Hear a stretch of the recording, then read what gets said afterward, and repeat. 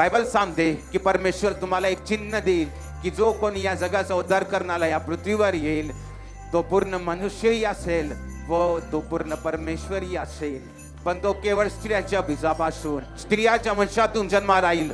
म्हणूनच परमेश्वराने हवेला सांगितले की साप तुझ्या टाचेला डसेल. येशूच्या शरीरातील रक्त परमेश्वराचे होते, कारण तो माणसाच्या बीजापासून जन्माला आलेला नव्हता.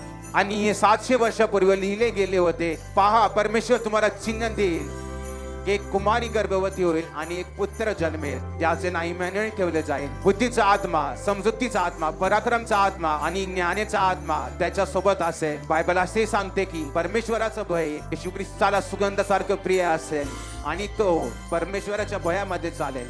आपल्या लोकांसाठी तो प्राण देईल, मारला जाईल, गाडला जाईल आणि तिसऱ्या दिवशी मृतापासून पुन्हा जिवंत होईल. बायबल सांगते की जगातील प्रत्येक जाती पृथ्वीवर येईल, प्रत्येक धर्माचे लोक त्याला मानतील व त्याचा विश्वास करतील.